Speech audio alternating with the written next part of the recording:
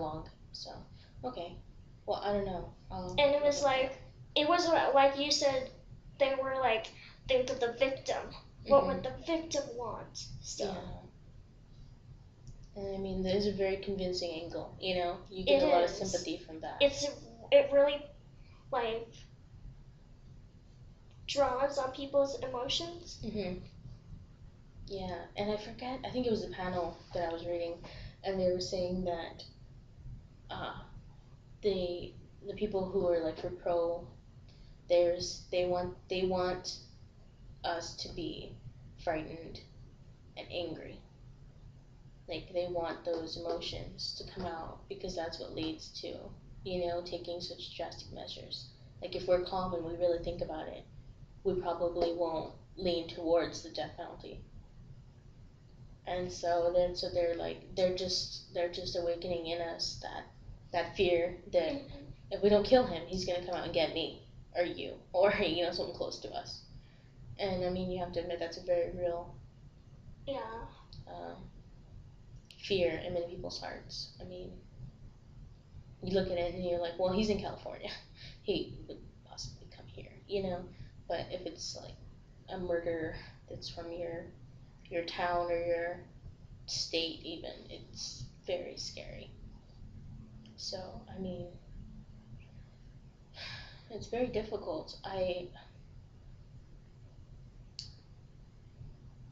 feel like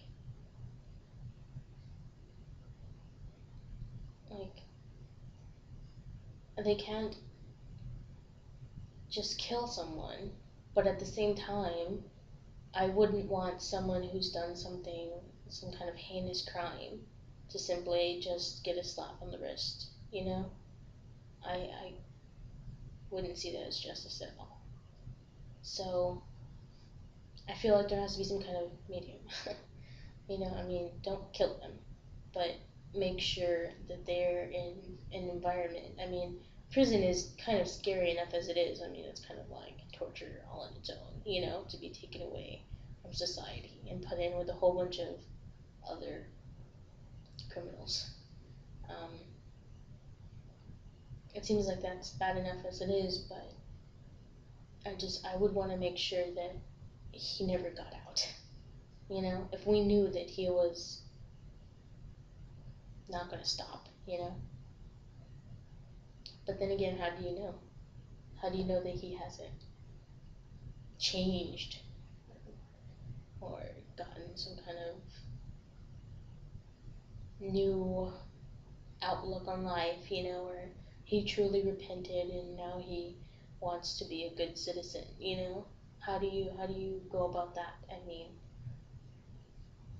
to me, it's all very circumstantial. I would literally have no idea. Like when I was watching the Willingham case, everyone from his hometown said he was an okay kid from a troubled background and he was just kind of a petty criminal. But then everyone in his town that he was living in as an adult seemed to think he was a really bad guy. And his last words were some obscenities, and Rick Perry said, he's a bad man. He used that as like the example of why he was a bad man, because he said some bad words right before he died. Which, if you think about it, if you're gonna die, I think that's perfectly reasonable. Yes. I would probably do obscenities. Exactly, especially to the woman you told, don't come watch me die, and then you said, and then she said, no, and came and watched you die anyways. She was the woman that divorced him. She was the woman that wouldn't allow him to be buried where he wanted, and she ended up being the reason why he was like executed for sure. I believe something like that happened. She testified. She changed her testimony to saying that he killed the kids for sure. And so they were like, oh, see, there you go, gotta kill him. And